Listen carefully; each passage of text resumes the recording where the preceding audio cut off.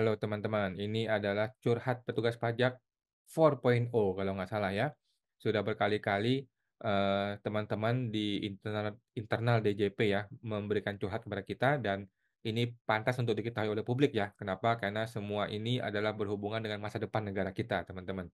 Jangan sampai kebolobrokan, kehancuran, kekacauan kepemimpinan di DJP akan merusak semua sistem internal DJP dan akibatnya kita wajib pajak juga menjadi korban, teman-teman ya.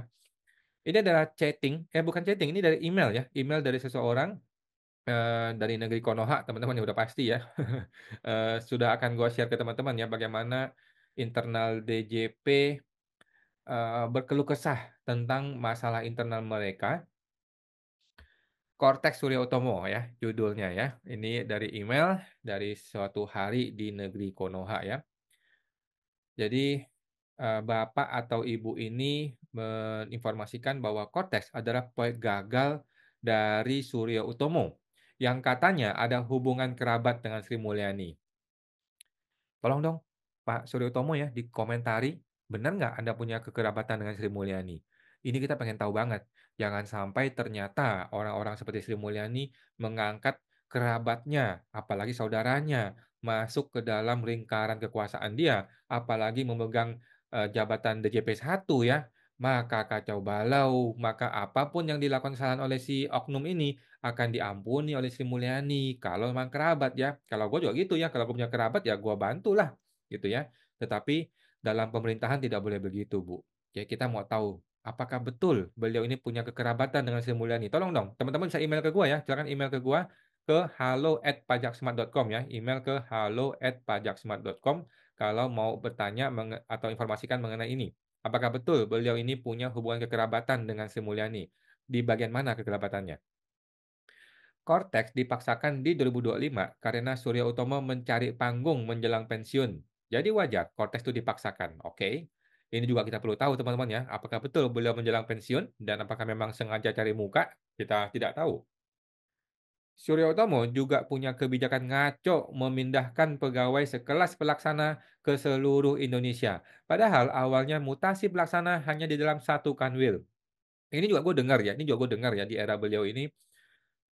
Orang-orang tuh dipindahin sesuka hati dia, kacau balau ke mana-mana ya. Padahal selama ini, sebelum beliau itu, orang-orang dipindahin ya sesama kanwil aja, di satu kanwil gitu loh. Jadi masih di rumahnya dia gitu loh, masih di home base, masih di tempat tinggal orang tua dia, masih bisa tinggal sama orang tua.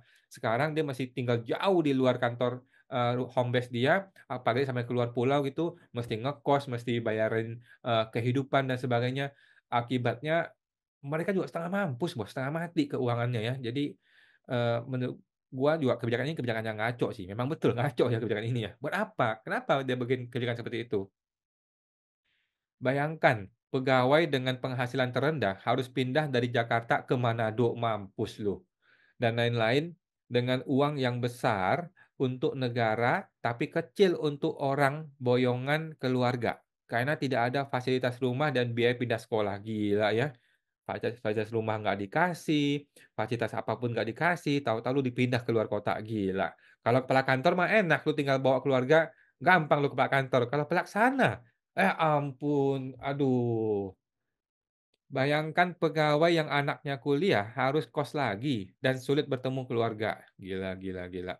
Ini hanya terjadi di zaman Surya Utomo. Sebelumnya, kebijakan mutasi pegawai adalah mendekati home base.